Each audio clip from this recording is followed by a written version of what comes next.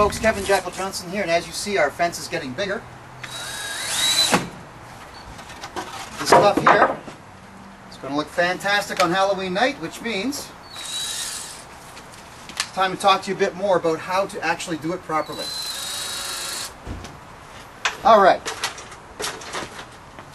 Big thing here is we did this piece of the fence in our first video for 2009, but here's some of the rest of it. We talked about keeping our costs low, and once again, this fence cost us nothing. This fence was being thrown away by a really good neighbor who was even kind enough to drop it off for us. When building fences like this, come on in through the maze. It's important to have a little bit of an idea of how you want your traffic to flow. But it's also a very important idea to make sure that when you are enclosing a space for people to walk into, that you make sure that it's all stable. People are going to bump into this stuff as they walk through. It cannot come down. Now, everyone seems to be concerned about height of fencing and whatnot. I'm 5'6½", alright? There we go. Fence is almost as tall as me. But you have to remember, this stuff is for kids who are, there. Meaning that all of this stuff is going to be incredibly intimidating and scary for them.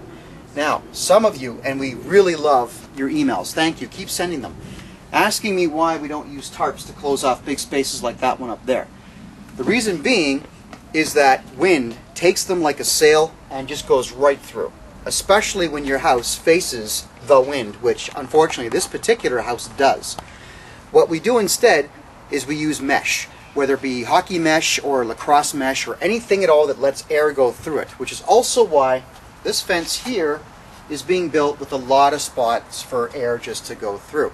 We are going to put corn stalks in between each one to drown out the light, but at least that way we are ensuring the wind is never going to take this thing down. Part of the other problem that we seem to have is a lot of folks believe they have to build tons of fence to get this type of thing to work. In reality, you don't. As you see inside here, we've got people traipsing through in a zigzag pattern, but we also want them to walk on this side.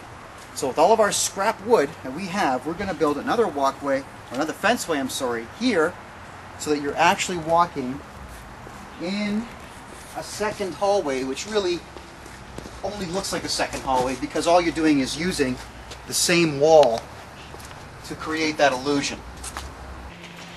This big space in here needs to be closed off, but I'm not going to use a tarp because we just talked about wind and things taking off like a sail. But we can use broken planks and cut planks. These all came from skids that we acquired legally, cut them down with a sawzall so we had really old looking rickety wood. You'll notice that they're really dirty. I deliberately left them in the mud to make them look that way. So we screw them in, not going anywhere. You stagger wood all over the place and put a little bit of mesh on top. Really, nothing's going to get through in the way of streetlights. It will look fantastic.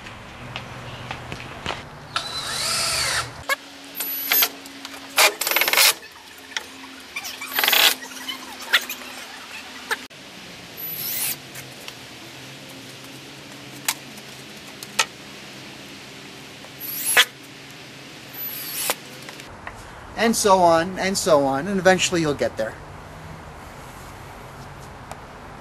Done.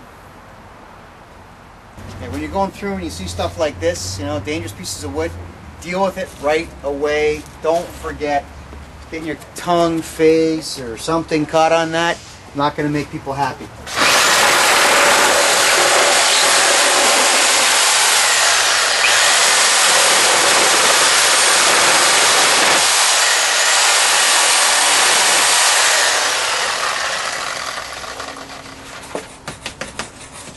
See, I'm trying to scratch myself. Good. Problem solved. You do not want children being cut, and even if they don't get cut, at bare minimum their costumes might get caught in the stuff. Nothing upsets a kid more than a ripped costume. Don't upset kids on Halloween. Things like this. If you're going to have low ceiling exits, I get through okay, but 6-footers won't. We are going to paint this white. It says duck or watch your head. But this here, even though it's there for stabilization, still want to smooth that out.